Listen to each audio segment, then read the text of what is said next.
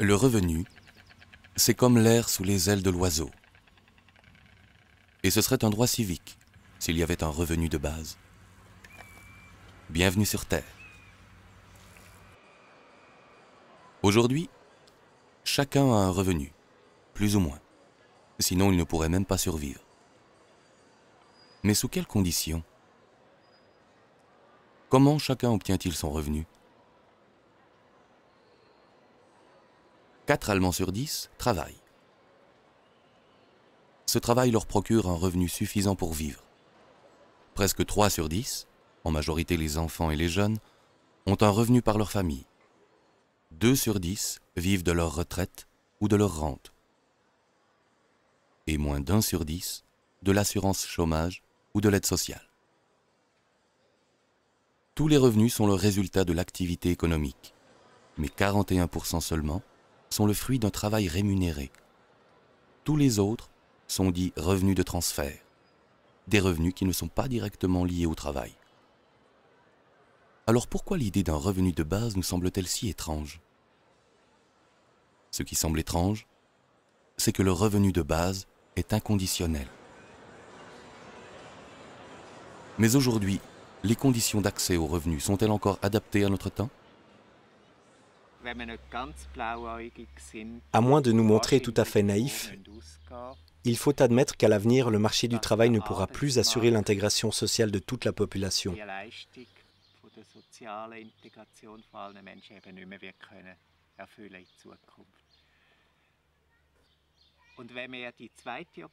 Cependant, en refusant l'alternative du revenu de base, nous sommes obligés de parier sur la croissance économique à n'importe quel prix.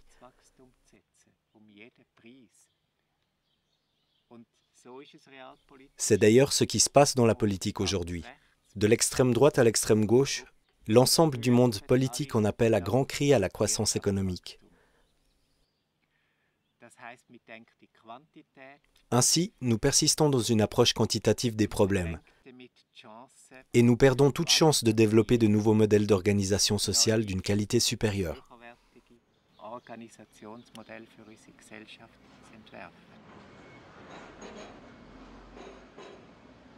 Aujourd'hui pourtant, croissance économique ne rime pas forcément avec création d'emplois.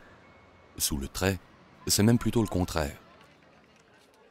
En revanche, il n'y a pas de croissance économique sans consommateurs avec un bon pouvoir d'achat. Autrement dit, il faut que les gens aient de l'argent en poche. Demandons à Klaus Wellershof, économiste en chef de l'une des plus grandes banques du monde, première en gestion de fortune, ce qu'il pense d'un revenu de base inconditionnel. Soutenir les populations sans poser de conditions, à la longue, c'est un principe qui, je pense, devra s'imposer. Mais il lui faudra tout d'abord affronter les nombreux droits et privilèges dont nous bénéficions aujourd'hui. Mais de quel droit pourrait-il bien s'agir?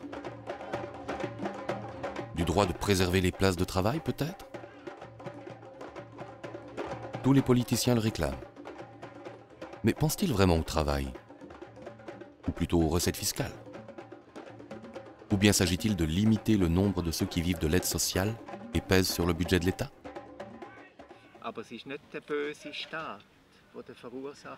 Ce n'est pas la politique de l'État méchant qui est responsable de l'explosion des coûts, c'est la rançon du succès. Le succès en question est celui de la rationalisation. Une rationalisation qui arrive jusqu'à notre porte.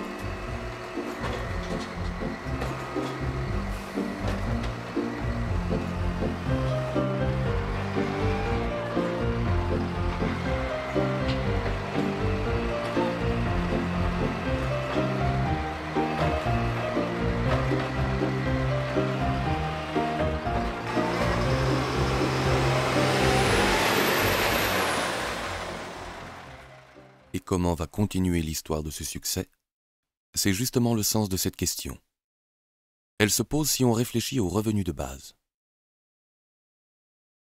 Il existe différents modèles de revenus de base. Tous ces modèles se rejoignent dans la définition du réseau allemand pour le revenu de base. Elle comprend 4 critères.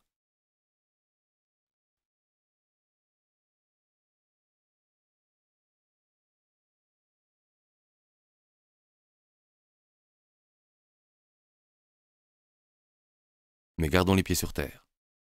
Le revenu de base ne signifie pas davantage d'argent pour chacun. Il ne vient pas d'en haut. Il ne s'ajoute pas. Il se développe à l'intérieur du revenu existant. Le revenu du travail diminue, mais le revenu total ne change pas. Ce qui change, c'est sa composition. Le revenu de base est un autre genre de revenu. Ce n'est pas un salaire minimum. Ce n'est pas le paiement de quelque chose. Ce n'est pas un revenu lié au travail.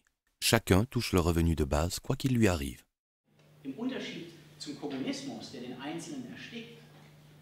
Contrairement au communisme qui étouffe la personne et au libéralisme de marché qui cherche à l'isoler, le revenu de base lie la sécurité à une liberté maximale, pour que l'individu puisse devenir maître de ses choix.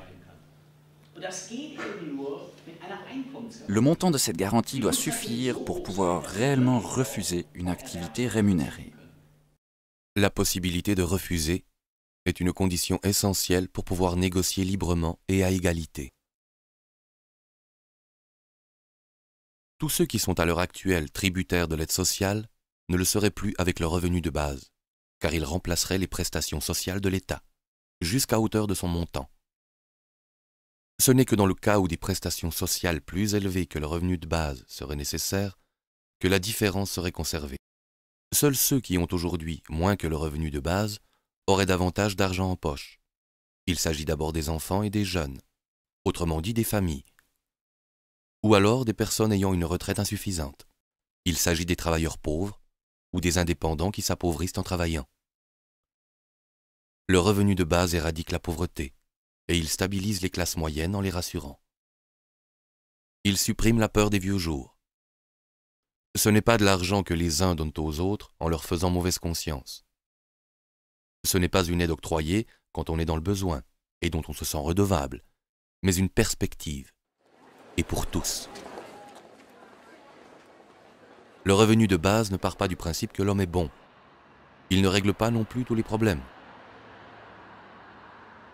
Ce n'est pas une question d'argent, mais il donne à chacun la possibilité de trouver soi-même davantage de solutions.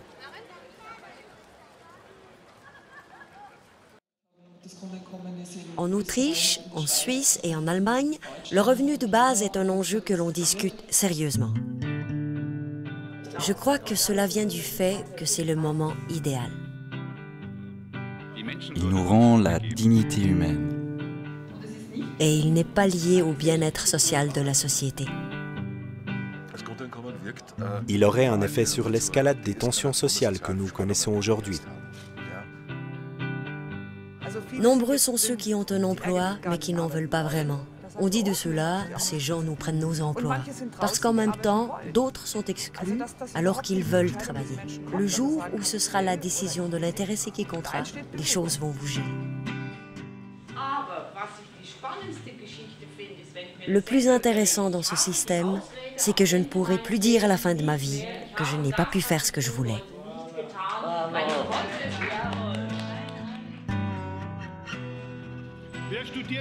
Qui étudie uniquement parce que ses parents le lui demandent? Dans quelle société voulons-nous vivre? Si vous ne vous posez pas ce genre de questions, vous pouvez tout de suite éteindre votre ordinateur. Il y aurait une floraison d'initiatives. Pour ma part, je suis sceptique. Je suis très sceptique. Parce que je pense que si ce revenu est mis à disposition, la motivation pour le travail et la performance vont baisser. Elles seront nulles. L'emploi rémunéré rend malade, parce que le temps permettant d'accomplir le travail est de plus en plus court. Ce qui peut se démontrer très simplement de manière empirique. Au fond, le revenu de base pose les fondements d'une société plus libre. C'est le plus important. Il nous libère de la dépendance salariale et crée plus d'autonomie. La question va se poser tôt ou tard. Comment est-ce qu'on finance tout ça? Parce que l'argent doit bien venir de quelque part. Je peux effectuer les calculs économiques nécessaires et je vous dis, ça marche. Le grand défi du revenu de base, c'est que chacun doit réapprendre à vivre. C'est ça l'essentiel. Et là, nous en sommes tout au début. Pas pour le financement. Le financement est acquis. La difficulté, c'est la liberté.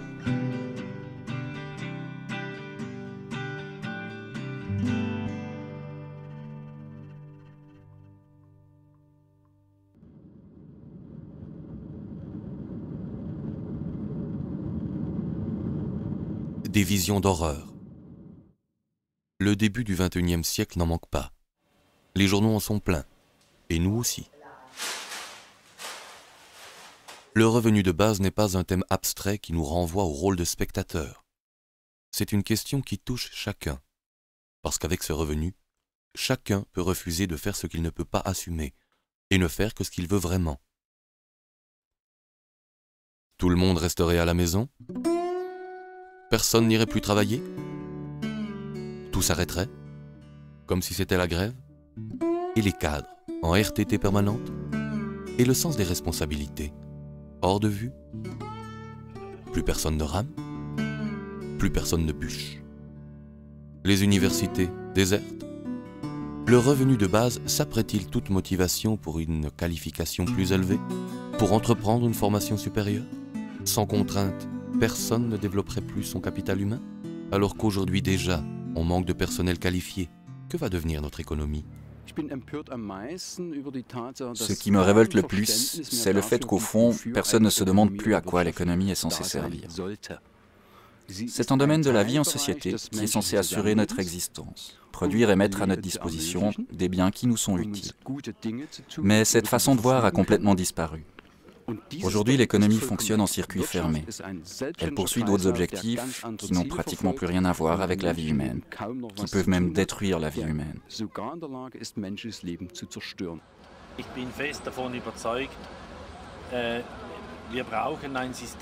Malgré tout, j'en suis convaincu. Nous avons besoin d'un système qui récompense la performance, qui rémunère le travail bien fait. Mais avec un système fondé sur le principe de l'arrosoir où tout le monde recevrait la même paye ou salaire de base, au final, c'est toute la société du travail qui imploserait.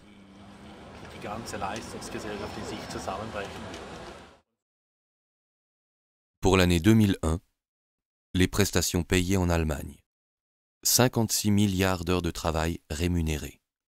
Les prestations non payées, 96 milliards d'heures de travail à la maison, pour les enfants ou encore dans le cadre d'une activité bénévole. Un revenu de base n'empêcherait pas du tout la rémunération du travail. La question qui risque de se poser, c'est plutôt de savoir, dans les entreprises, comment diriger des collaborateurs qui ne se laissent plus discipliner aussi facilement par le besoin d'argent. Idem en politique. Comment gouverner des citoyens rendus plus indépendants grâce à leur revenu de base? Et comment est-ce qu'on se gouverne soi-même? Est-ce que vraiment tout le monde serait en train de bronzer? Avec une montagne d'ordures dans les rues? Les parcs, laissés au bon soin des retraités? Le revenu de base est-il suffisant pour corrompre la société du travail? Pour saper l'esprit d'indépendance? Le plaisir de la réussite? Est-ce que ce n'est pas l'ennui si tout le monde a déjà un revenu? C'est bon pour les 68ards et autres hippies qui prétendent que l'homme est bon par nature?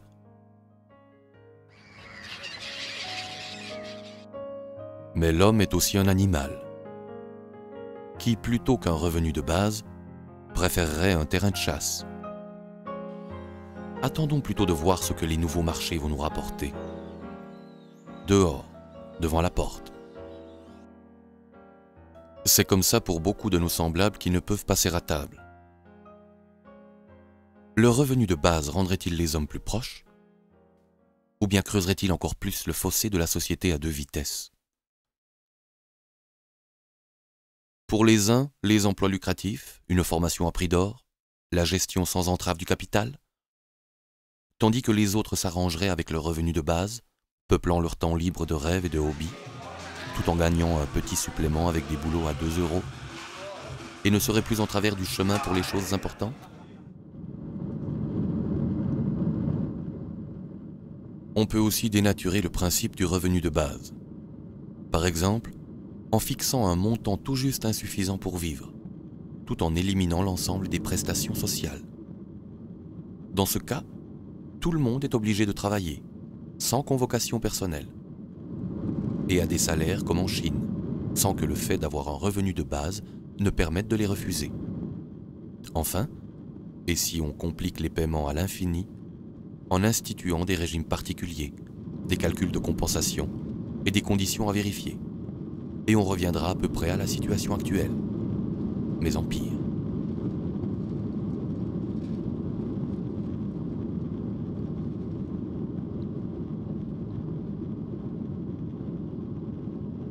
Qui ne veut pas travailler ne doit pas manger, a dit l'apôtre Paul en pensant à ceux qui n'apportaient rien à la communauté. S'ils sentent leur délivrance si proche qu'ils peuvent arrêter de travailler, disait-il, alors ils peuvent aussi arrêter de manger. Cet homme avait au moins le sens de l'humour. D'autres en manquent cruellement. Dans cette maison de redressement, on suspend les pensionnaires dans un panier au-dessus de la table et ils ne reçoivent rien parce qu'ils n'ont pas assez travaillé. Privation de nourriture. Toutes les règles deviennent abominables lorsque le bon sens les a quittées. Dans les débats sur le revenu de base, il s'agit tout d'abord de rompre avec les vieux schémas de pensée. Avec cette idéologie, par exemple, seul celui qui a ou qui cherche un emploi a le droit de manger. Il faut en finir avec cette idée fausse selon laquelle seul le travail rémunéré constitue une contribution méritoire à la société. En réalité, c'est souvent exactement l'inverse. Qui ne veut pas travailler ne doit pas manger. Cette maxime, nous l'avons intériorisée. L'artiste Joseph Beuys en a écrit une nouvelle version. Car nous avons assez à manger et des biens en suffisance. La question qui se pose, c'est celle du travail. Le travail pour obtenir les matières premières et le travail de production sont en train de disparaître. Dieu merci. Le sens de l'économie, c'est de libérer l'homme du travail. Ce n'est pas écrit dans le journal. Se libérer. Mais pour aller où? Ce n'est pas écrit non plus dans les directives des chefs d'entreprise. Licencier des collaborateurs n'est facile pour personne. Mais c'est pourtant comme ça que ça se passe. Mais si on reconnaissait cet état de fait en le considérant même comme un devoir, un autre sens apparaîtrait. Se libérer du travail veut dire aussi se libérer pour le travail. Penser qu'au-delà de la grille, il n'y aurait que vacances et loisirs, c'est le point de vue de la dépendance. Il ne reste alors qu'un espoir, de nouvelles places de travail. De quelle nature sont donc les places de travail dans lesquelles on investit aujourd'hui?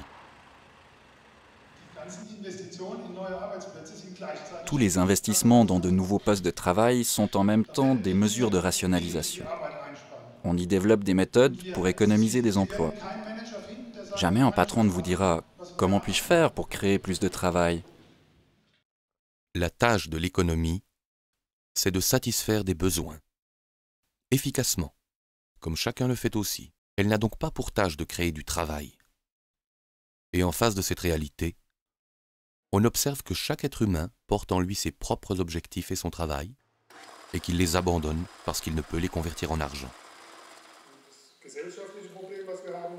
Le problème de société que nous avons aujourd'hui, c'est que beaucoup de gens qui ont une place de travail n'ont en réalité qu'une place de revenu. N'avoir qu'une place de revenu veut dire avoir un travail uniquement pour épuiser son revenu. Un travail qui n'a pas de sens. Pour la société, ce manque de sens pose problème parce qu'il fait émerger beaucoup de frustrations et de pathologies chroniques.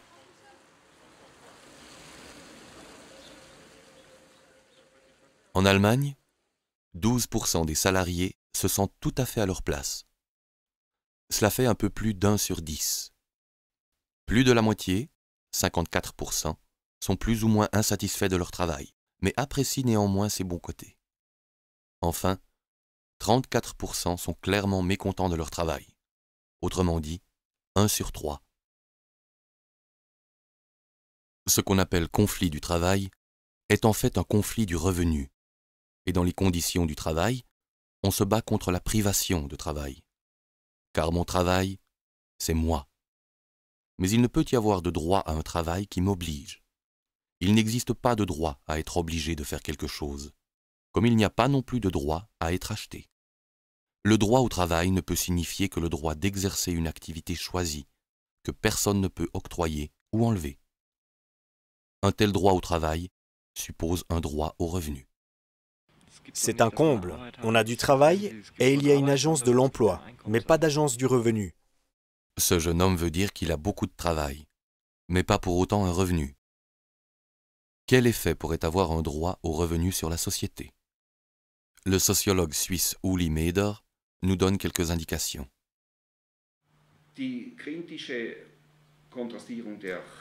Face à l'orientation unilatérale et bornée de la société sur le travail rémunéré, il faut mettre l'accent sur la question du sens. Qu'est-ce qui importe vraiment dans la vie? Le revenu de base fournirait un appui fort aux gens. Il y aurait plus de sécurité, cela provoquerait un élan de créativité, de satisfaction. Les gens auraient moins besoin d'avancer en jouant des coudes. Ils seraient moins qu'aujourd'hui contraints d'obtenir des avantages pour eux-mêmes au détriment des autres. En créant des rapports de concurrence extrême, le système actuel casse les mécanismes de solidarité. C'est l'opinion d'un professeur de sociologie. Mais qu'en pense quelqu'un qui rentre du boulot et qui entend parler pour la première fois du revenu de base? Ça veut dire que tout le monde aurait le même salaire? Non, chacun gagnerait ce qu'il gagne, mais tous recevraient un socle fixe, qui est le revenu de base. Mais seulement s'ils travaillent? Non, quoi qu'ils fassent. Mais alors, on aura certainement un problème de motivation au travail.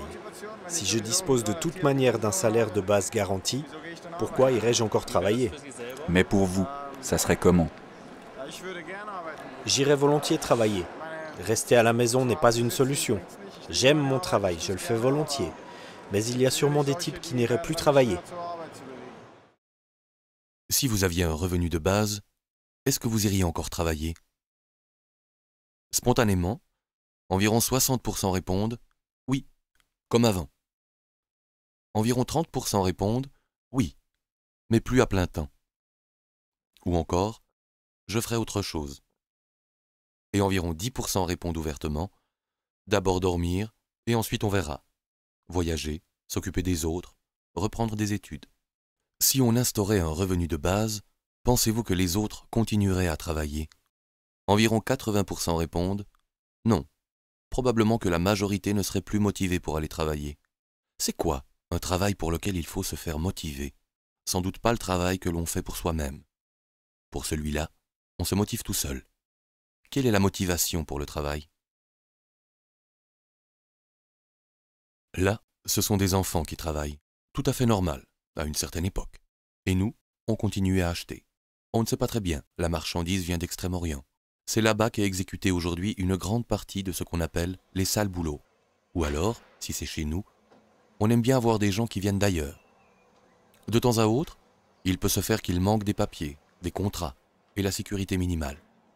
Et les congés maladie? Les sales boulots, comme on dit, ne sont pas forcément sales en soi, mais plutôt à cause de la sale idée que l'on s'en fait, de leur faible rémunération et des mauvaises conditions de travail. Il s'agit souvent de nettoyer la saleté des autres. Au bout du compte, qui est-ce qui salit ce travail? Avec un revenu de base, on peut refuser. Mais à ce moment-là, qui fera les sales boulots?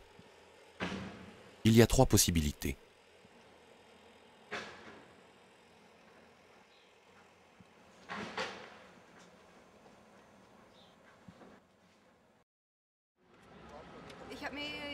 Je m'imagine une caissière de supermarché.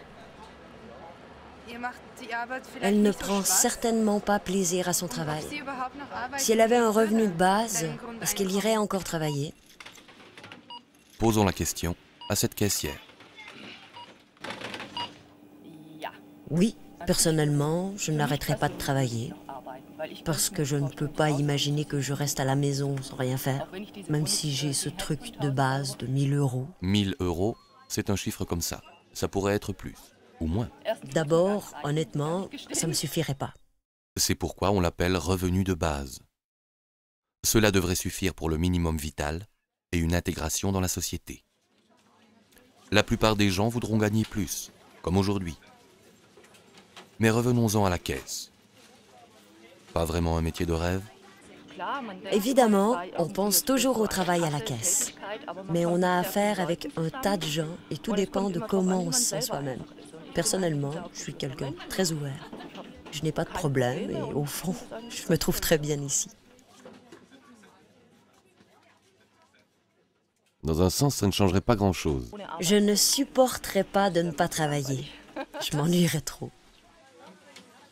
Certaines choses pourraient changer. Je pourrais voyager et voir des choses qu'aujourd'hui je ne peux pas voir, car je dois apprendre un métier. Le stress pour trouver du travail est énorme pour tous. On est là et il n'y a presque plus de place. Si on avait le revenu de base, ce ne serait pas si stressant.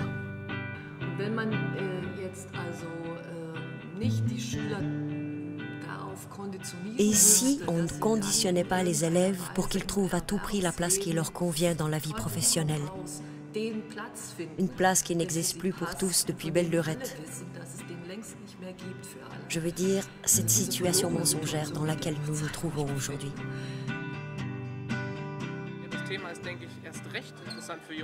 Oui, cette idée intéresse particulièrement les jeunes, parce qu'en fait, on constate aujourd'hui dans les écoles que beaucoup de jeunes ont peur de l'avenir. C'est en fait notoire qu'ils se préparent pour un métier et qu'ils choisissent le moindre mal, de peur de se retrouver sans rien plus tard. Dans le revenu de base, je vois une possibilité et une chance de pouvoir entreprendre ce que l'on veut vraiment et de le faire bien. En même temps, j'y vois une crise de sens. Cela donne du temps et de l'espace pour réfléchir. Et quelle serait l'influence du revenu de base sur le travail lui-même? On répartirait le travail sur un plus grand nombre de personnes et comme ça, il redeviendrait satisfaisant. Qui parlait de crise de sens? Oui, je crois que nous vivons en grande partie dans une grande illusion. Nous vivons aux dépens de la nature, aux dépens des générations futures, aux dépens de nos partenaires.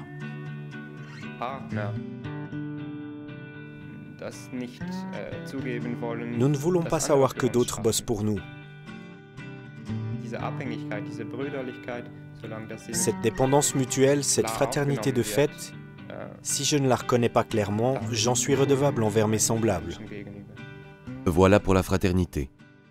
Qu'en est-il de l'égalité dans une démocratie? Pour moi, le revenu de base joue un rôle de démocratisation à des niveaux multiples. Si les gens ont une sécurité matérielle, ils sont plus difficiles à corrompre. Cela permet le développement d'une société démocratique qui profitera aux riches comme aux pauvres.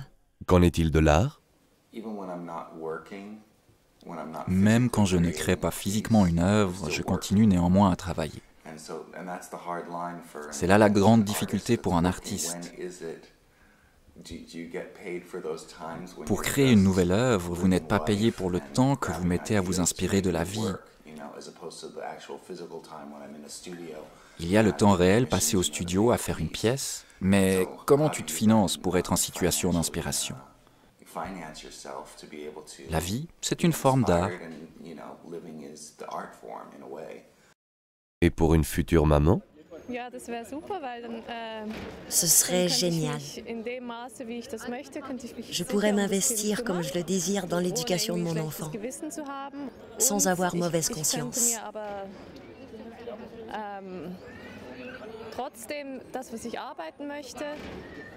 Et je pourrais organiser mon travail comme bon me semble, pas selon les besoins du bureau de placement. Oui, je pense que ce serait très bien, justement dans cette situation. Et lorsque l'enfant atteint l'âge adulte, il peut quitter plus vite le foyer des parents avec son revenu de base. Mais peut-on devenir adulte quand on sait que son revenu est assuré quoi qu'on fasse?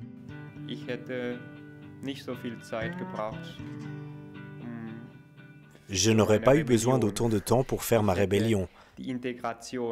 J'aurais admis bien plus vite mon intégration dans la vie économique et dans la société, car le prix existentiel à payer n'aurait pas été aussi élevé. J'aurais eu moins de crainte de devoir renoncer à l'essentiel. Le revenu de base change tout dans un tas de domaines et il pourrait déclencher bien des choses.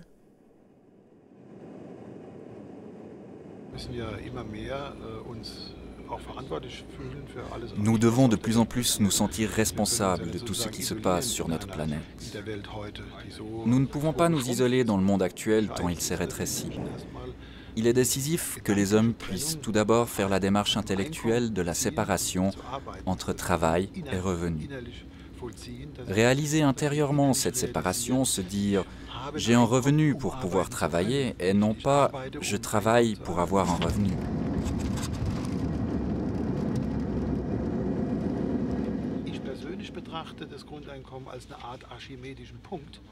Personnellement, je considère le revenu de base comme une sorte de point d'appui d'Archimède, à la suite duquel se poseront des quantités de questions. Mais on n'arrivera pas à grand-chose si on s'attaque à trop de problèmes à la fois. On ne progressera que si on table sur la force de l'individu. Tout en dépendra.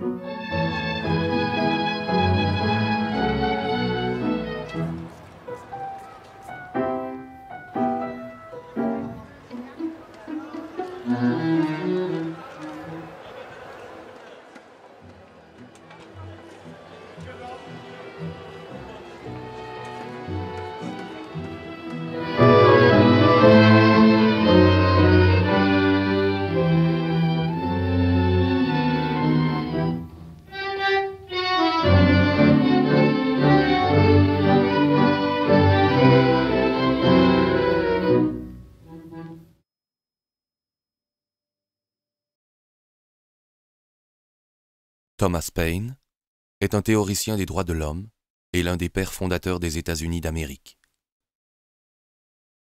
C'est lui qui a inventé ce nom. Son ouvrage, Le sens commun, a été l'un des déclencheurs de la Révolution américaine. Ses idées ont largement influencé la première constitution démocratique du monde. En vérité, nous considérons que tous les êtres humains ont été créés égaux, qu'ils ont tous été dotés de certains droits inaliénables comme la vie, l'amour, la liberté et l'aspiration au bonheur. Rights of Man, les droits de l'homme. Monstrueux à l'époque, mais aujourd'hui encore. Les mêmes droits pour tous parce que nous sommes tous des êtres humains? Complètement idiot. Pour avoir des droits, il faut être propriétaire. Et que pourraient en faire les autres à part devenir arrogants? Les droits de l'homme? Mais cela signifierait l'abolition de l'esclavage. Et qui fera le service et tous les sales boulots qu'on ne veut ni payer ni même reconnaître? Ces mêmes peurs surgissent encore aujourd'hui à l'idée du revenu de base. L'économie serait anéantie, la société tomberait dans le chaos. Mais ce fut bien pire encore lorsque la terre devint ronde. L'Église se raccrocha longtemps à la galette. Celle-ci était entourée des eaux du chaos, et celui qui s'approchait par trop près du bord tombait dans le néant. Cette galette était sous la voûte d'un firmament fixe, où les astres décrivaient leur orbite. Au-delà, des sphères abritaient les puissances célestes qui inspiraient aux hommes la peur ou l'espoir. C'est exactement notre façon de considérer aujourd'hui l'argent et l'économie. Toute une conception du monde, de l'ordre social, de la sécurité, découlait autrefois de la représentation de la galette. Et chaque époque s'imagine à nouveau que la terre est plate et que quelqu'un trône au-dessus. D'ailleurs, comment est-ce que ça pourrait marcher que la terre soit ronde? Lorsqu'enfin elle fut ronde, elle continua évidemment de trôner au centre de l'univers et ne tourna pas autour d'elle-même. Ce qui rendit la tâche de déterminer la trajectoire des planètes extrêmement ardue. Autrement dit, tout dépend de l'endroit où l'on se place. Il en va de même avec le revenu de base. La difficulté vient de ce que j'ignore dans quel sens je vais évoluer.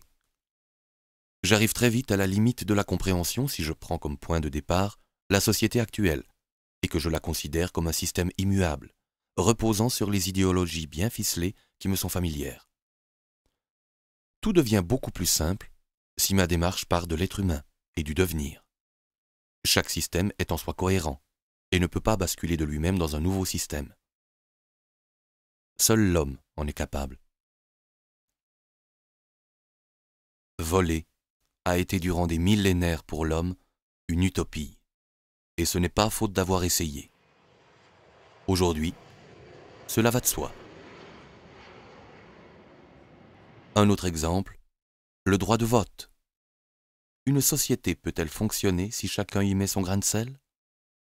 Comment le simple citoyen, avec son horizon limité et ses intérêts plutôt personnels, pourrait-il décider de ce qui est bon pour l'État dans son ensemble? Et ensuite, on a découvert que parmi les citoyens, il n'y avait pas seulement des hommes, mais aussi des femmes. Vous vous imaginez? Les femmes sont bien trop sensibles. Il faut les protéger de mettre tout sang dessus-dessous avec leurs décisions. Et qui fera le ménage? Ce sont les mêmes arguments qui surgissent aujourd'hui contre le revenu de base. En Suisse, le droit de vote des femmes fut introduit en 1971.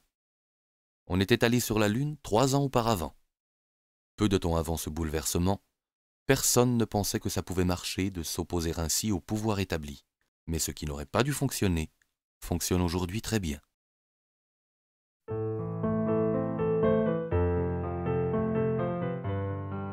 Le citoyen n'est plus dirigé par l'État. Désormais, c'est le contraire. Chaque individu est politiquement souverain et il donne un mandat à l'État lors d'élections libres et de votations populaires.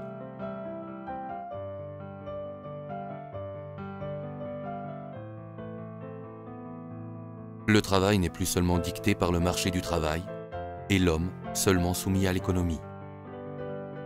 C'est le contraire. Chaque individu est économiquement souverain et il s'engage librement pour un travail, avec le revenu de base qui est un droit pour chacun.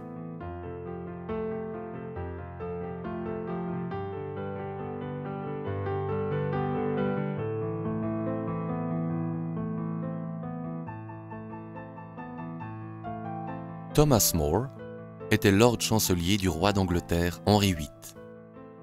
En 1535, on lui coupa la tête parce qu'il refusait de prêter main forte au règne de l'injustice. En 1935, l'Église catholique le canonisa. En l'an 2000, le pape Jean-Paul II le déclara patron protecteur de tous les gouvernants et de tous les politiciens. Thomas More est l'auteur de Utopia, le compte-rendu d'un voyage imaginaire sur une île de meilleure gouvernance. D'autres hommes de lettres s'en inspirèrent.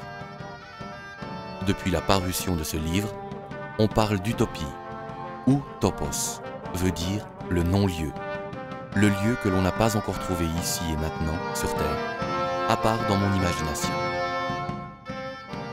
L'idée d'un revenu de base se trouve déjà dans les utopies sociales de la Renaissance. L'utopie est le lieu à partir duquel on peut dire où l'on se situe soi-même. Chaque époque réalise ce que la précédente n'a fait que penser. Les Lumières. Je dis tout haut ce que je vois, ce que je pense pour être la vérité, et je rends mon savoir accessible à tous. Chaque époque a ses nouvelles lumières.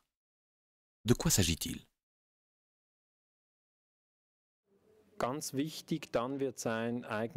Il sera très important d'avoir la capacité de penser et d'examiner de manière autonome, car dans les phases de bouleversement, les modèles de pensée hérités des parents, des maîtres, des pasteurs ou des docteurs en tout genre, s'avèrent subitement faux ou limités.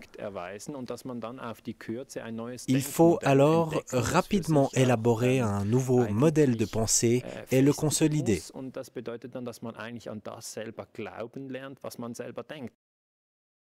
Lorsque l'on veut gravir le Cervin, il faut penser à se lever tôt le matin, car il faut être au sommet à midi pour ne pas redescendre dans la nuit et le froid. Chaque Suisse le sait. En ce qui concerne la consommation de pétrole, nous sommes arrivés au sommet sans nous soucier de savoir comment on allait redescendre. Le peak of oil, la plus grande capacité d'exploitation de pétrole possible, sera bientôt atteint. Ensuite, la descente sera raide. Sur le plan du travail rémunéré, le plein emploi est également une phase provisoire. Un sommet. Le travail rémunéré a déjà dépassé son pic. En 1995, le futurologue Jeremy Rifkin prophétisait déjà les conséquences de la fin du plein emploi.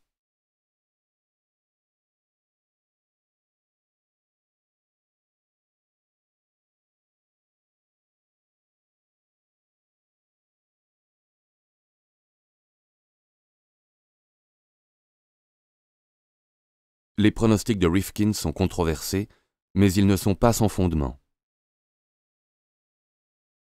En 1982, la production d'acier aux USA se chiffrait à 75 millions de tonnes et occupait 300 000 travailleurs. En 2002, 100 millions de tonnes furent produites avec seulement un quart des effectifs, soit 74 000 travailleurs. En même temps sont apparues de nouvelles places de travail, quelques centaines peut-être, dans le consulting et les technologies hautement spécialisées. Ce n'est pas le privilège de la production industrielle classique. Le même processus s'observe dans bien des domaines appartenant au secteur des services. La banque online en est un exemple extrême qui illustre néanmoins toute une évolution. Pour le même nombre de clients, elle n'a besoin que du 10e de l'effectif d'une banque conventionnelle. Ce développement ne se limite pas aux pays industrialisés. Il se manifeste dans le monde entier. Partout, les effectifs diminuent, alors que la productivité augmente.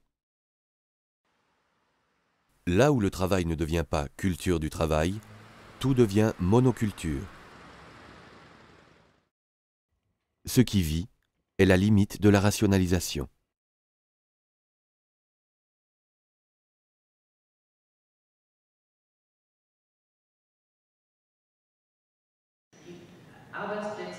À l'avenir, les places de travail ressembleront à celles des artistes et des publicistes, non sous forme d'entreprise.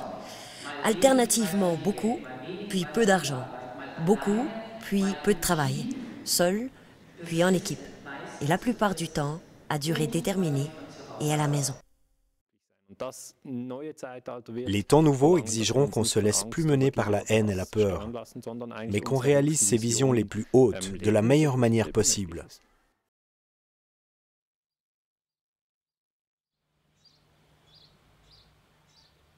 Il y a 100 ans, quelqu'un qui travaillait dans l'agriculture produisait assez pour 3 autres personnes.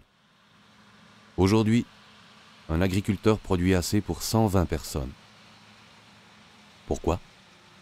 On le voit ici. C'est comme ça. Et bientôt, il en sera ainsi presque partout.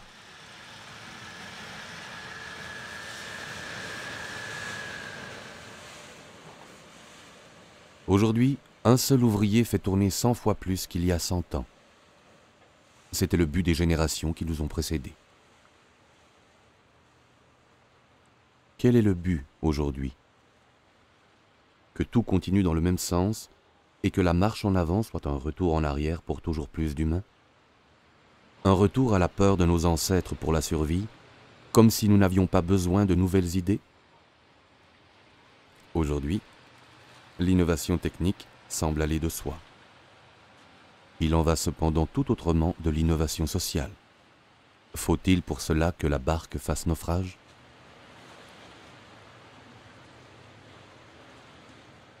Lorsque l'esprit ne progresse pas, le corps régresse. Les changements sociaux nécessitent d'autres forces que celles qui entraînent les machines.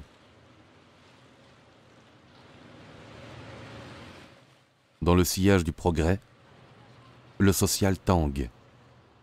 Qu'en est-il de l'état social?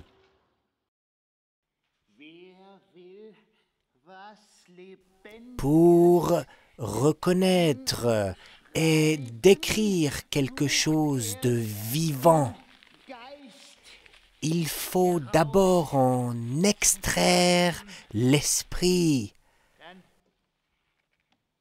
On a alors les morceaux en main. Hélas, il manque encore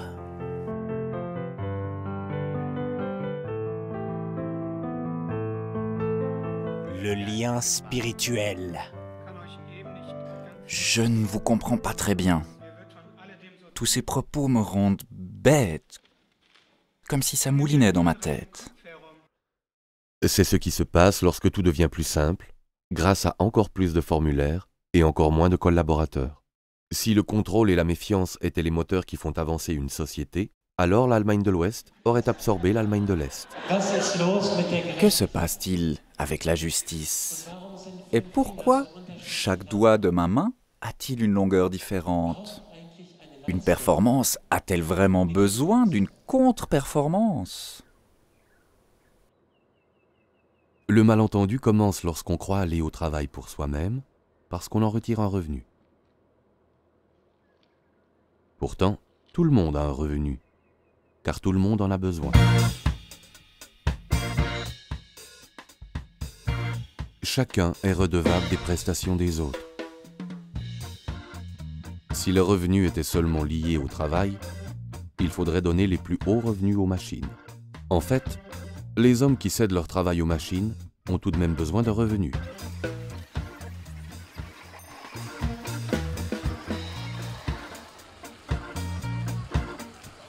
Bien entendu, le revenu de base ne supprime pas le travail rémunéré. Il ne lui enlève que son monopole et il donne plus de marge de manœuvre pour les choses sérieuses. Et le sens ne se trouve pas seulement dans la fonction.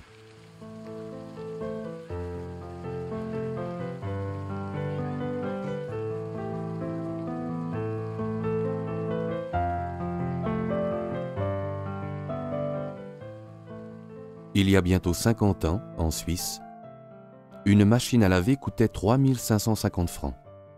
C'était beaucoup d'argent. 50 ans après, la même machine coûte 3 195 francs. Le prix est resté quasiment le même. Mais un franc valait alors 3 fois plus que maintenant. C'est-à-dire que la machine coûte aujourd'hui le tiers de ce qu'elle coûtait il y a 50 ans. Une coupe de cheveux coûtait environ 3 francs 50. Et aujourd'hui, environ 40 francs. Autrement dit, là où on a pu optimiser les méthodes et utiliser la technologie, là où le travail humain a diminué, les coûts ont baissé. Par contre, là où ce n'était pas possible, par exemple chez le coiffeur, les coûts ont augmenté. Le travail humain coûte cher. Parce que les hommes ont besoin d'un revenu et qu'ils paient un impôt sur ce revenu. Si nous considérons son pouvoir d'achat, le coiffeur ne gagne pas plus aujourd'hui qu'autrefois. C'est en comparant ces évolutions de prix qu'on peut voir le genre de travail qui peut être rationalisé et celui qui ne peut pas. Et on comprend ce que signifie pour nous la rationalisation. Si le prix de la machine à laver avait suivi celui de la coupe de cheveux, elle coûterait aujourd'hui 40 000 francs.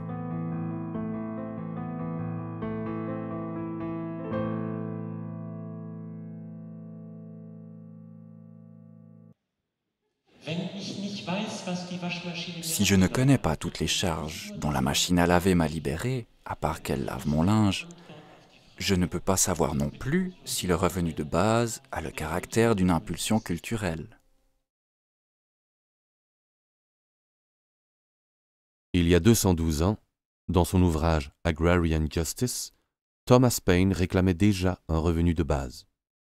Il argumentait ainsi: tous les hommes naissent égaux et la terre nourrit tout le monde. Lorsqu'un être humain vient au monde, il a droit à un morceau de terre pour se nourrir. Mais lorsque la terre est déjà entièrement partagée entre quelques-uns qui pensent qu'elle leur appartient, il faut créer une compensation. Cette compensation est un revenu de base pour ceux qui n'ont pas de terre et ne peuvent ainsi subvenir eux-mêmes à leurs besoins.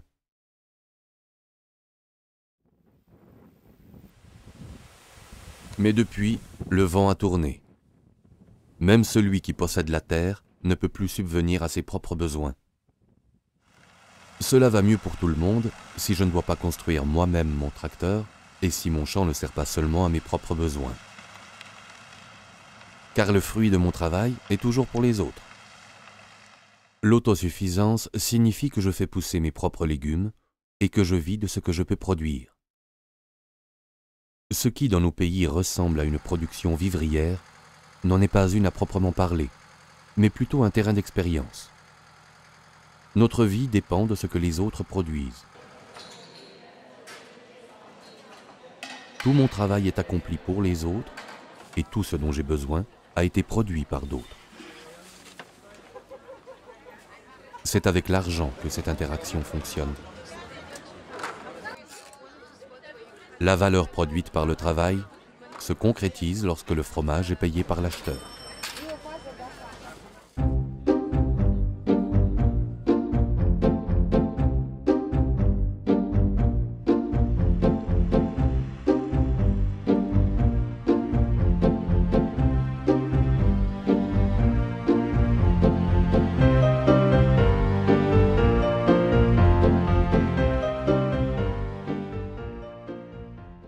Je crois que ce que je fais est pour moi parce que je suis payé pour le faire.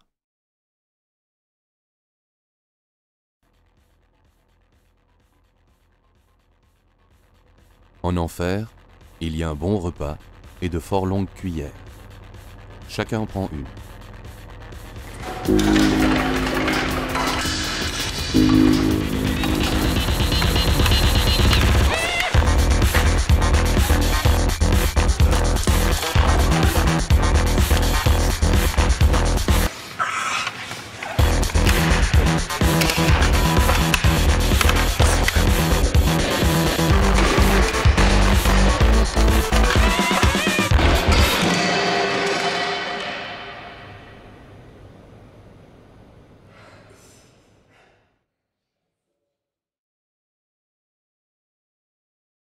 Au ciel, tout est exactement pareil. Il y a un bon repas et des cuillères. Chacun en prend une.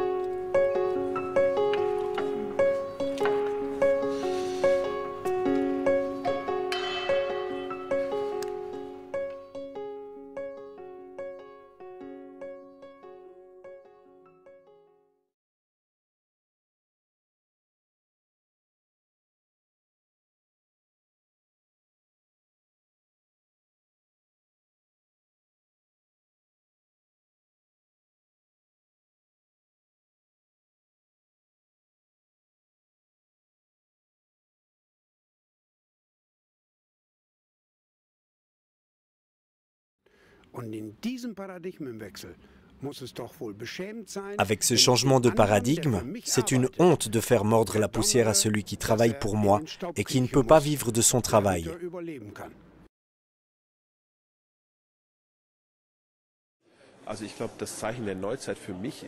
Pour moi, le signe des temps nouveaux, c'est l'individualisation absolue de la société. Les hommes ont des buts personnels, des représentations personnelles, et ils recherchent les moyens de les réaliser. L'argent joue un rôle énorme dans une société caractérisée par la division du travail. Autrement dit, l'argent comme moyen d'être libre, c'est à cela qu'on en revient toujours.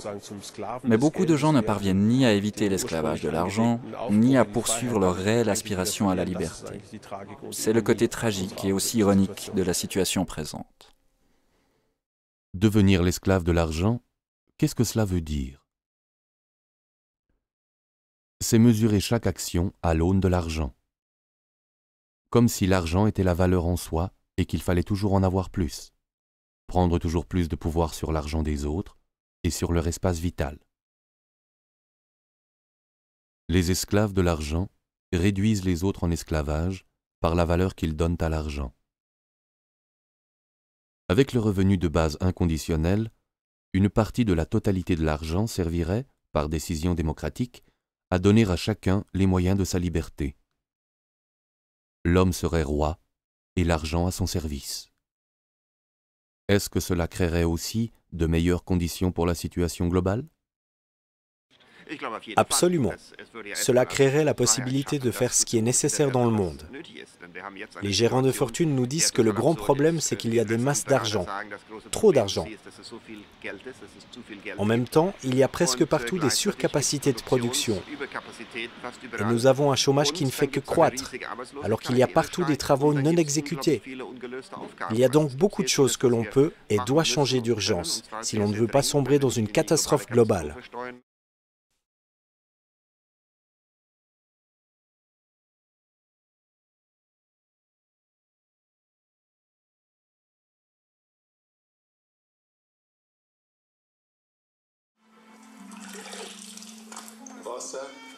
L'eau est un aliment. Comme tous les autres aliments, l'eau devrait avoir une valeur marchande.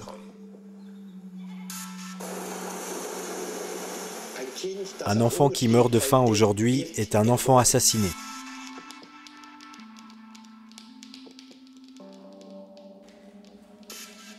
L'argent ne va pas là où on en a besoin. Il se barricade loin des réalités sociales et s'auto-reproduit. Devant la porte, c'est la pénurie. Les grosses sommes nouent entre elles des rapports incestueux. Ce qui sort de là n'a plus rien à voir avec l'amélioration des conditions de vie pour tous. En réalité, nous avons affaire à un système débridé qui est en train d'imploser. De quoi sera fait l'avenir? Les paris sont ouverts.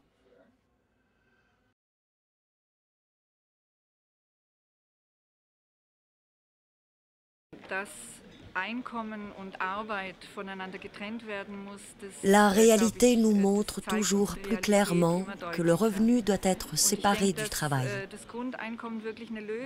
À mon avis, le revenu de base apporterait aussi une solution pour les chômeurs, car il y a une quantité incroyable de travail, mais il n'y a pas d'argent pour le payer. Le revenu de base serait une façon d'introduire l'argent là où il répond à un besoin de libérer les hommes, pour qu'ils puissent faire ce pourquoi ils sont doués. Découpler travail et revenu. Le revenu de base le fait jusqu'à hauteur de son montant. Comment organiser cela dans une société? Le cercle représente la création de valeur dans une économie nationale. Plus celle-ci est productive, plus le cercle grandit.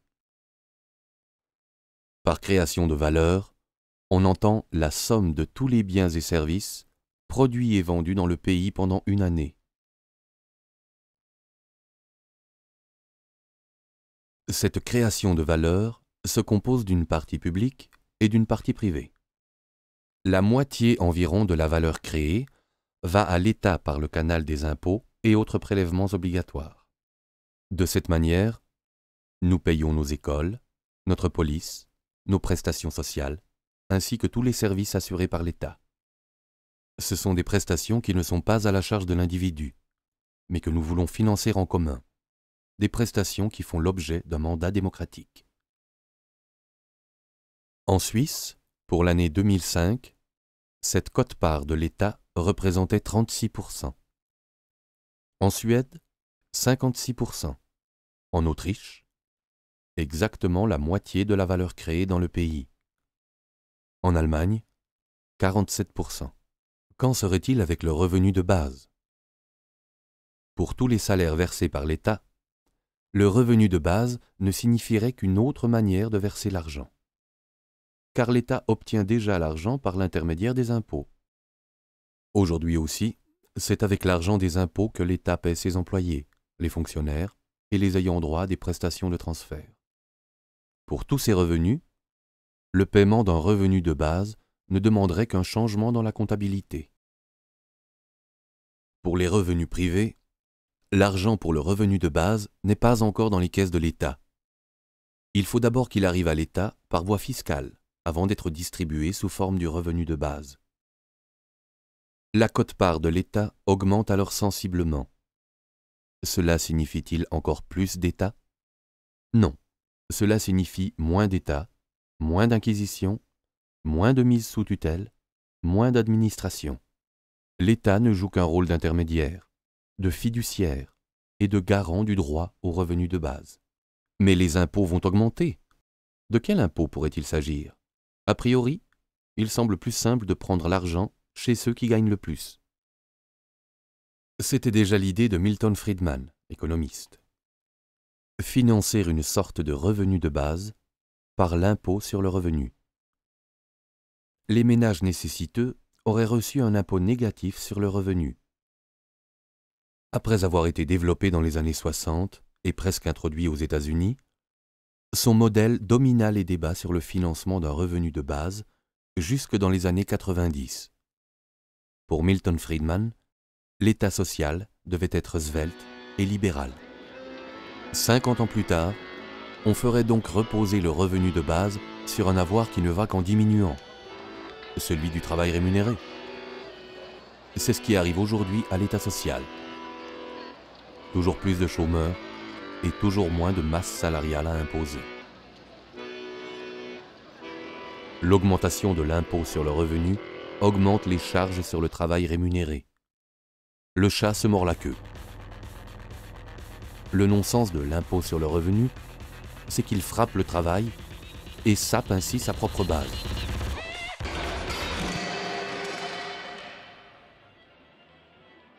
De quel impôt pourrait-il donc s'agir aujourd'hui? Examinons la chose concrètement dans cette entreprise. Une cafétéria à Bâle, avec plus de 1000 clients par jour, 40 collaborateurs, 3,5 millions de francs de chiffre d'affaires annuel. Qu'en est-il des impôts? Dans une entreprise, les impôts sont toujours des coûts que la vente doit couvrir, sans quoi il n'y aurait bientôt plus d'entreprise. En principe, il existe 3 types d'impôts. La TVA, qui est payée directement par le consommateur, les charges salariales et l'impôt sur le revenu. La TVA figure sur chaque quittance. Elle est visible. Elle ne représente pas de frais pour l'entreprise et n'apparaît pas dans son bilan. Qu'en est-il des charges salariales? Là, je dois faire comme si l'employé et le patron payaient chacun leur part. Puisque c'est la loi, je ne peux pas l'éviter. Je dois faire figurer la part de l'employé sur sa fiche de paye ainsi que dans la comptabilité. Mais c'est l'entreprise qui verse les 2 parts au fisc. Et cette somme vient évidemment des clients. Avec leur salaire, les employés reçoivent l'argent pour payer leurs propres impôts. Charge à eux de le verser au fisc. Bien entendu, ces impôts sur le revenu du personnel sont également intégrés dans les prix de vente.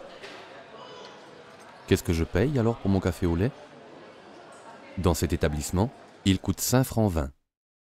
Un quart de ce prix sert à couvrir les frais d'infrastructure. Le bâtiment, l'énergie, le mobilier, la vaisselle.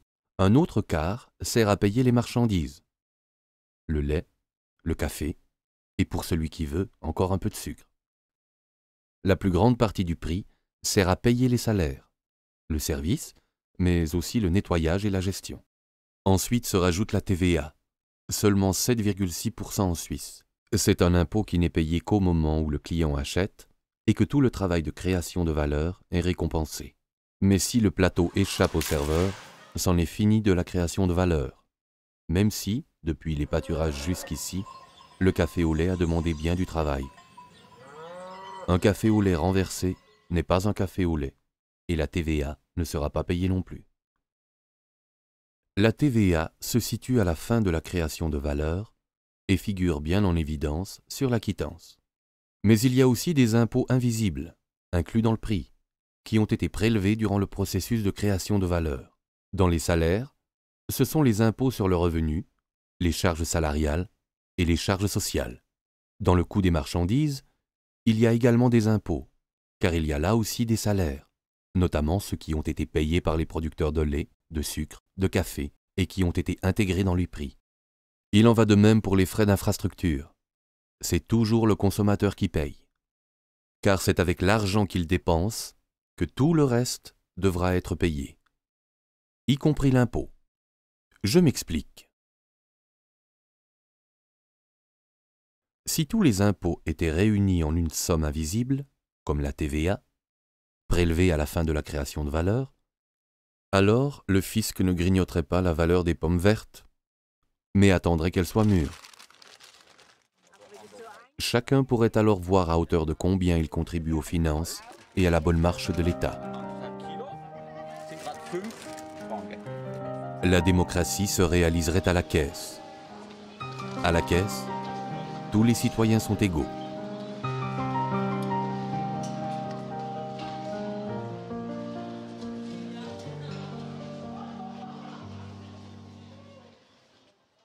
Et le travail au noir? Il n'y aurait plus de travail au noir si l'impôt se réduisait à la TVA, car il n'y aurait plus d'impôt prélevé sur le travail. En revanche, les ventes au noir seraient une très grande tentation. Payer une coupe de cheveux seulement 20 francs versés en sous-main, cela ferait une très grande différence. Là où la vente se fait sans quittance, on pourrait échapper à la TVA. Mais s'il n'y avait plus que ce type d'impôt, les inspecteurs fiscaux seraient certainement très efficaces pour traquer les tricheries. En revanche, on aurait moins besoin de conseillers fiscaux. Une grande partie du travail bureaucratique diminuerait, tant dans les administrations publiques que privées. Dans un monde sans frontières, l'État n'a une chance de percevoir des impôts de manière durable que s'il trouve un type d'impôt qui ne peut pas lui échapper. Cet impôt qui ne peut pas lui échapper, c'est la taxe sur la valeur ajoutée. Elle est payée là où le consommateur dépense son argent. C'est pourquoi on peut aussi l'appeler impôt sur la consommation. Cet impôt n'est pas payé par celui qui apporte le café au lait, mais par celui qui le consomme. L'impôt sur le revenu, en revanche, fait comme si mon revenu était le produit de mon travail, parce que c'est ce que je ramène à la maison. Il est le revenu de l'économie de subsistance, mais il pose problème dans une économie de marché. Plus de retraités, plus de chômeurs. Aucun problème pour les finances publiques avec l'impôt sur la consommation. Car on consomme toujours et on produit en suffisance. Or, c'est là qu'apparaît le prochain problème posé par l'impôt sur le revenu, car il n'y a pas d'impôt sur le travail de la machine. Si deux produits de même prix demandent plus ou moins de travail humain, l'impôt sur le revenu n'est pas le même. Dans un cas, il y a beaucoup d'impôts à payer, et dans l'autre, il y en a peu. Dans un cas, il y a beaucoup d'impôts à payer, et dans l'autre, il y en a peu. Comme les machines ne touchent pas de salaire, leur travail est largement exempté d'impôts. Comme s'il s'agissait de travail au noir. À gauche, c'est l'exemple du coiffeur. À droite, celui de la machine à laver. Comme les impôts sont prélevés sur le travail humain, il y en a beaucoup dans le premier cas et peu dans le second.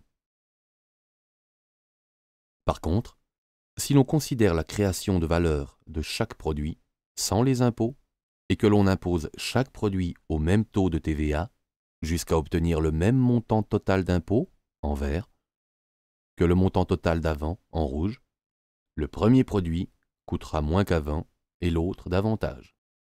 Le travail humain et le travail de la machine seraient imposés de la même manière, car l'impôt ne serait perçu que sur le résultat de la création de valeur. La machine ne déchargerait plus seulement l'être humain de son travail, mais également d'une partie de l'impôt. Enfin, si le prix de la coupe de cheveux ne diminuait pas, les recettes fiscales augmenteraient considérablement. L'impôt sur la consommation serait prélevé sur toutes les importations destinées à la vente. La production du pays serait imposée de la même manière. Cet impôt frappe tout ce qui est vendu dans le pays, car il profite à ceux qui vivent dans le pays. Inversement, l'impôt sur la consommation n'est pas un bien d'exportation. Le produit qui franchit la frontière n'emporte pas sa charge fiscale avec lui. Chaque État reste souverain en ce qui concerne l'ampleur et le financement de son budget. L'impôt sur la consommation est le seul impôt équitable à l'heure de la globalisation. C'est un impôt équitable pour un commerce équitable.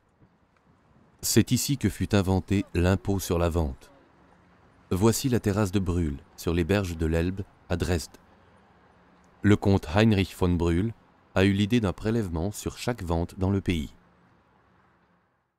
2 siècles plus tard, on introduisit en République fédérale d'Allemagne une taxe semblable, mais calculée autrement, la taxe sur la valeur ajoutée. Elle donne plus d'espace à la division du travail et reste neutre quant à la concurrence. En Allemagne, avec un taux de 19%, elle fournit la plus grande part des recettes fiscales. En Suède, son taux est de 25%. La TVA est une exigence pour l'entrée dans l'Union européenne. C'est l'impôt de l'avenir, c'est l'impôt de l'économie de marché. Le docteur Hardorp est une personnalité qui œuvra à l'introduction de la TVA en Allemagne. Il l'appelle impôt sur les dépenses ou impôt sur la consommation et pense que ce devrait être le seul et unique impôt.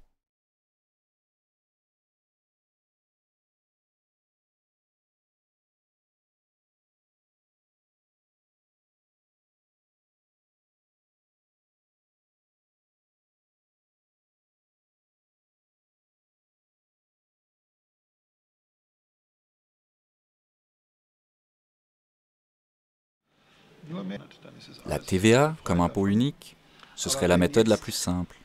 Elle dispense de toutes les déclarations d'impôts. Mais si la TVA reste le seul impôt, qu'en sera-t-il du plancher de taxation? Car le plancher de taxation est la composante sociale du calcul de l'impôt. Avec la TVA, le taux d'imposition est le même pour les pauvres et les riches. Qu'allons-nous faire de la composante sociale? Alors, on fait comme ça. On restitue la TVA aux gens pour un montant correspondant à leurs besoins de base. Cette restitution, c'est le revenu de base. La boucle est bouclée. Ainsi, nous en sommes revenus au revenu de base. Non pas à partir de la question du financement, mais en nous demandant comment faire de la TVA un impôt social. En tant que plancher de taxation, le revenu de base apparaît dès lors comme une suite logique de la TVA. En même temps, son inconditionnalité devient une évidence.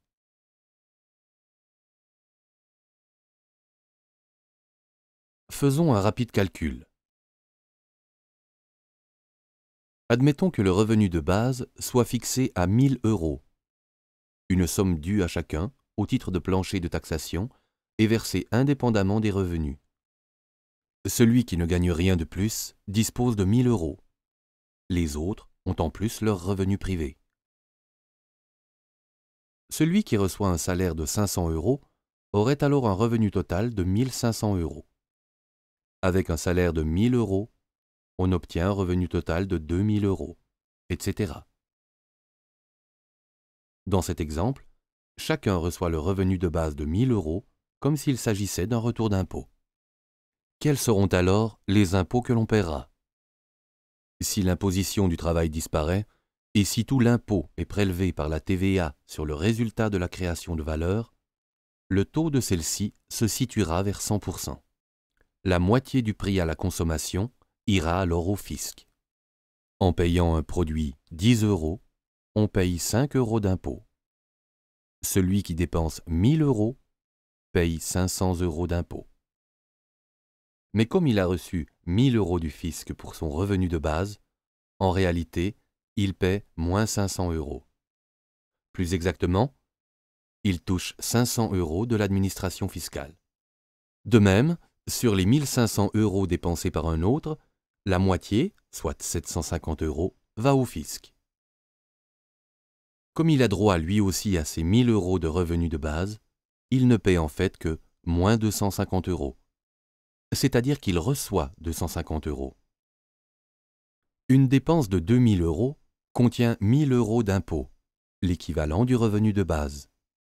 Ce consommateur n'a donc rien payé ni reçu du fisc. En réalité, ce n'est qu'à partir d'une dépense supérieure au double du revenu de base que le consommateur est imposé. Ainsi, une consommation de 3 000 € contiendra 500 € d'impôt, etc. Autrement dit, si on tient compte du revenu de base, le plancher de taxation réel se situe à 2 000 € de revenus consommés. À partir de ce niveau, le taux d'imposition de ce revenu est progressif. Pour 3 000 € de consommation, ce taux est de 17%. Pour 5 000 €, il monte à 30%. Pour des revenus consommés plus élevés, le taux peut aller jusqu'à 50%. Du côté négatif, dépenses en dessous de 2 000 €, la progression est analogue. Avec le revenu de base, la progressivité sociale du taux d'imposition de la TVA serait assurée, et surtout efficace.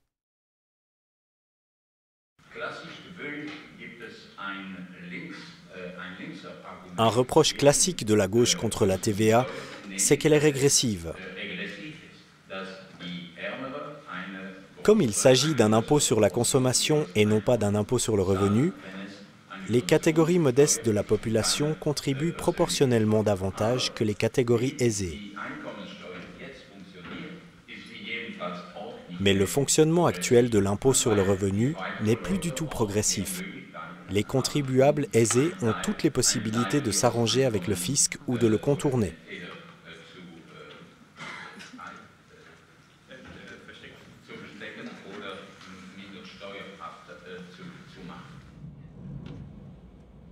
Celui qui en a les moyens peut trouver comment minimiser ses revenus pour qu'on ne mette pas la main dessus.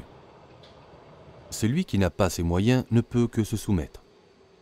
En définitive, l'impôt sur le revenu est intégré dans les prix avec la progression, sans pour autant qu'un quelconque revenu de base ne permette de créer une compensation sociale. L'impôt sur le revenu n'est plus que de la poudre aux yeux. Autrement dit, il nous dispense d'y regarder de plus près. Voilà comment se présente l'impôt perçu en une fois sur le prix du produit fini. Et comment il se présente quand il est perçu tout au long de la fabrication du produit. Les frais de salaire représentent alors la moitié du prix. À droite, ils ne comptent plus que pour un quart.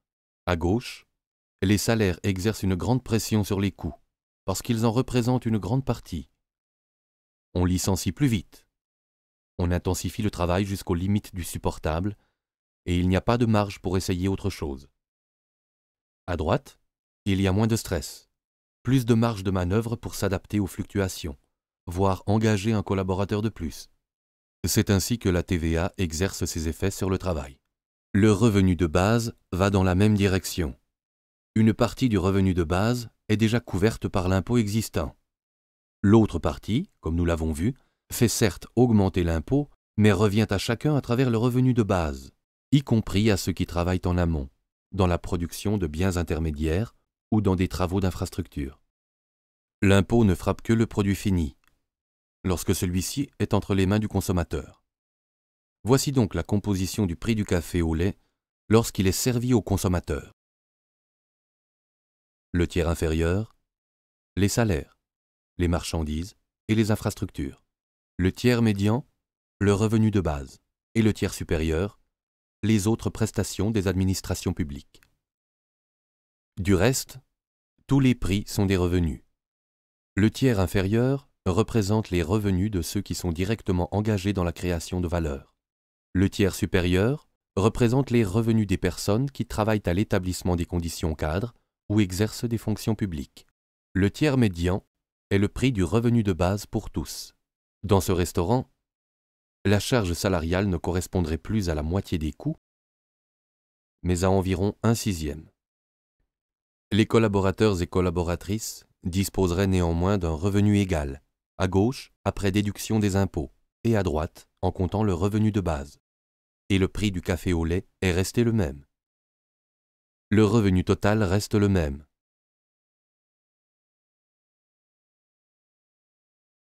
Car le revenu de base remplace une partie du revenu du travail. Voilà le principe. En pratique, le revenu de base crée une nouvelle force dans la négociation du salaire. Si le travail ne me procure qu'un peu de pouvoir d'achat supplémentaire, peut-être que je préférerais rester à la maison, m'occuper des enfants, qui d'ailleurs ont aussi un revenu de base, ou bien je me laisserai séduire par mon hamac, pas au bureau, mais chez moi. Enfin, n'importe quoi. Avec le revenu de base, celui qui démissionne en son fort intérieur peut aussi l'affirmer haut et fort. Il peut alors développer quelque chose de personnel, seul ou avec d'autres. Plutôt être convaincu par des projets que par un revenu. Car tout le monde va au travail en ayant déjà un revenu. On peut dès lors entreprendre quelque chose de nouveau. On peut demander à d'autres s'ils veulent participer, car ils ont également un revenu de base. Mais peut-être que je ne désire rien d'autre que de continuer mon travail. Le revenu de base introduit alors l'égalité dans la négociation du salaire. Il donne plus de poids à ma propre conception du travail et permet une réelle collaboration. Et peut-être qu'il faudra que l'employeur me paie un peu plus. Il s'ensuivra pas mal de changements dans la culture d'entreprise. Quel est le montant des revenus du travail?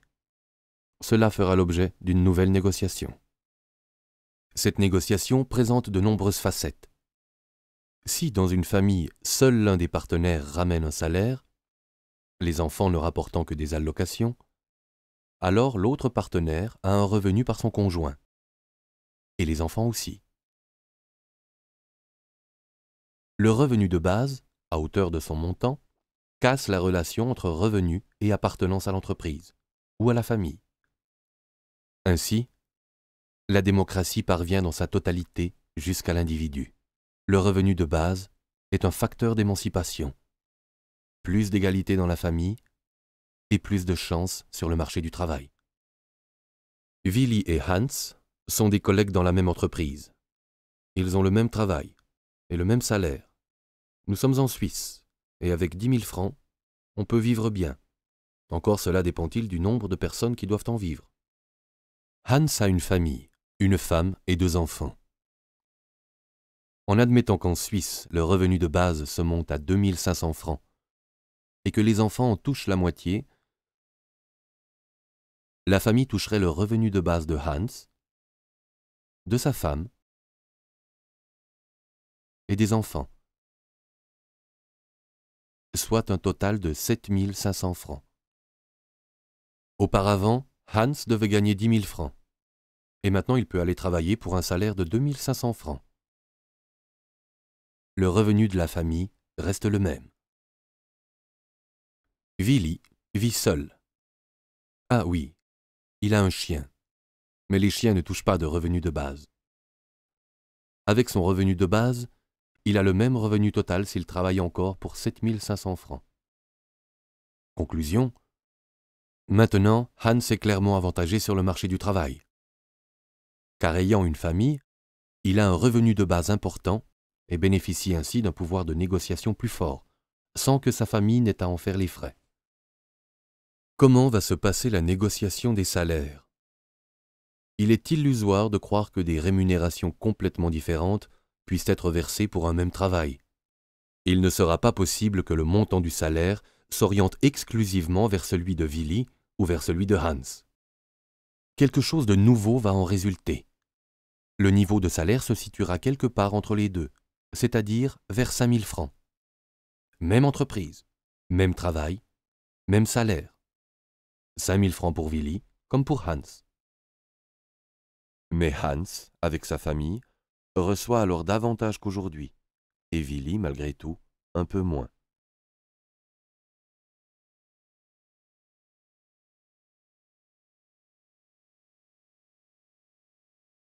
À côté de la création de valeur mesurable en argent, il y a une autre création de valeur qu'on ne peut pas comptabiliser, la création de valeur bénévole, sociale, culturelle ou humaine. Avec l'introduction du revenu de base, cette création de valeur non rémunérée prendrait de l'ampleur. Par exemple, dans la santé, les soins donnés par dévouement, ou encore l'activité spirituelle, le temps consacré aux autres, une formation qui valorise, la libre recherche dans tous les domaines de la vie et une liberté d'entreprise pour créer des impulsions nouvelles. Des activités qui ne se laissent ni rationaliser, ni rémunérer.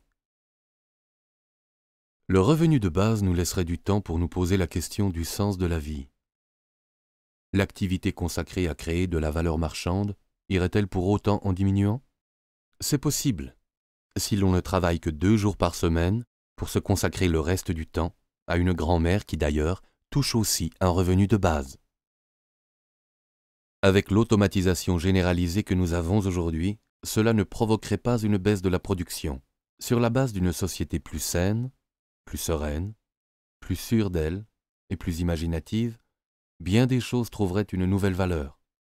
Des projets qui restent aujourd'hui dans les cartons deviendraient alors réalité.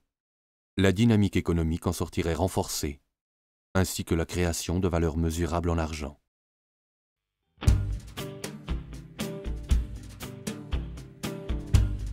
De quoi avons-nous le plus besoin aujourd'hui? De confiance. Et de quoi souffrez-vous le plus? Du froid. Le revenu de base, c'est fantaisiste ou raisonnable?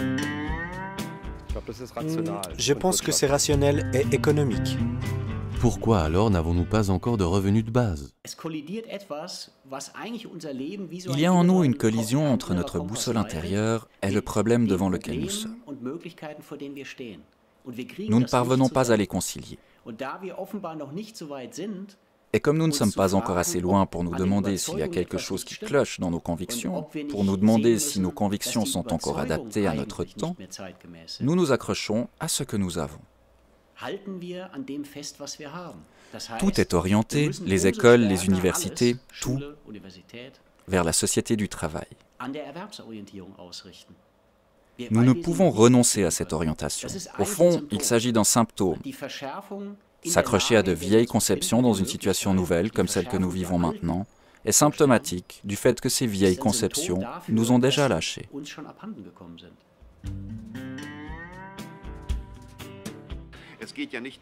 Il ne s'agit pas de continuer à faire fonctionner le système actuel, mais d'envisager des alternatives, des systèmes concrets, visibles.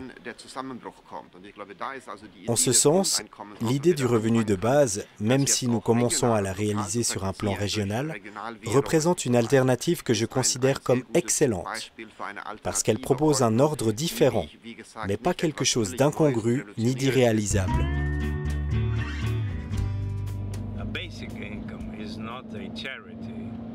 Un revenu de base n'est pas une aumône, ce n'est pas une assistance. Comme vous le dites, c'est un droit civil. C'est le droit de chaque personne à profiter du bien-être de la nation. C'est le mérite du sénateur Suplicy d'avoir obtenu que le droit au revenu de base soit introduit dans la loi brésilienne, comme perspective pour l'avenir. Dans quel pays peut-on envisager réellement l'introduction d'un revenu de base? Je pense que c'est possible partout, même en Égypte, mais il faut l'aborder chaque fois autrement. On ne peut pas comparer le revenu de base égyptien avec les modèles que l'on peut développer en Europe, mais je crois qu'il est important malgré tout de l'adapter aux conditions régnant en Égypte. Quel serait l'effet d'un revenu de base sur les Égyptiens? Il aurait un effet libérateur, car les gens sont à lutter pour leur survie. Ils sortiraient de cette misère existentielle et envisageraient l'avenir tout différemment. Pour le moment, c'est de la survie pure. Monsieur Suplicy, pourquoi vous engagez-vous ainsi pour le revenu de base? Parce que je veux trouver la vérité. Alors, je veux trouver le moyen d'éradiquer la misère, de construire une société équitable, d'améliorer la distribution des revenus, d'établir la justice.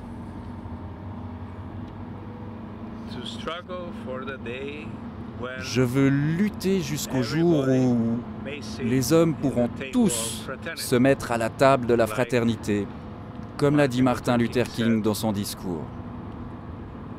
I have a dream.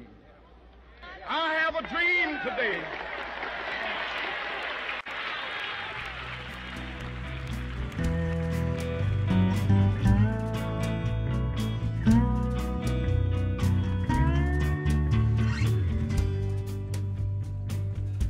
On pourrait commencer avec un revenu de base pour les enfants. Par exemple, dès l'année de naissance 2000, avec les enfants, le revenu de base grandira dans la société. Mais on peut aussi commencer avec son propre revenu, en le concevant d'une autre façon. Lors de l'estimation du revenu de base, nous ne calculons pas la prestation fournie. Mais par ce revenu, nous rendons possible la contribution de chacun à la société. Le travail que vous ou que d'autres exécutent n'a pas de prix, mais votre revenu le rend possible. On pourrait commencer par introduire le revenu de base dans une région. Par exemple, en Midi-Pyrénées. Ou dans une ville comme Tarbes. Des fondations pourraient commencer en émancipant financièrement les habitants, sans poser de conditions.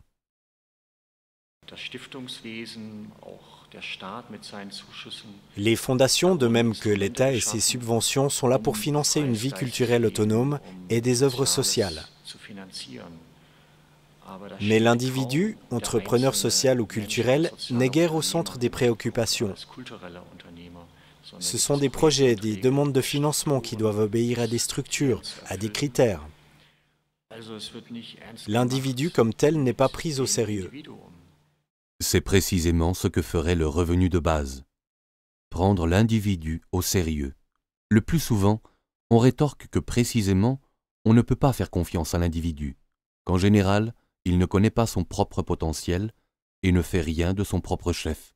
Quelle est l'expérience de la directrice du Centre de promotion de l'existence pour les chômeurs à Francfort? Les idées sont là, mais elles sont enfouies sous les gravats de l'existence, les angoisses, les fausses représentations de ce qui est possible, de ce qui est autorisé, de ce que l'on peut ou veut faire. Je suis certaine que le revenu de base aiderait à débloquer les potentiels. Il y aurait d'ailleurs des retours pour l'économie et pour la société. Quel serait le montant du retour sur l'investissement que représente le revenu de base?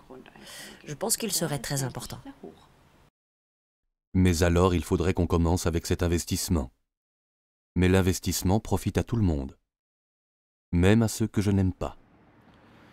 Je trouve même que c'est très important. Toute ma vie, je me suis donné de la peine pour me discipliner, pour être performant, être capable d'une activité plus ou moins dotée de sens.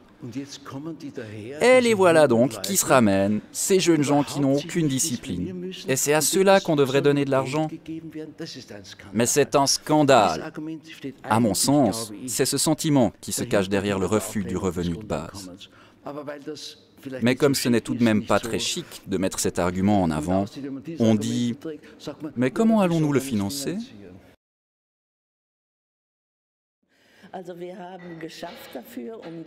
Nous avons travaillé pour la mécanisation, pour décharger l'être humain du travail pénible, et maintenant, on se plaint qu'il n'y ait plus assez de place de travail. Et personne ne dit, mais non d'une pipe, c'est justement pour ça que nous avons trimé dur pendant 100 ans, pour ne plus travailler autant. Aucun parti politique ne le dit, et cela me met en rage. L'argument décisif est en fait une vengeance personnelle.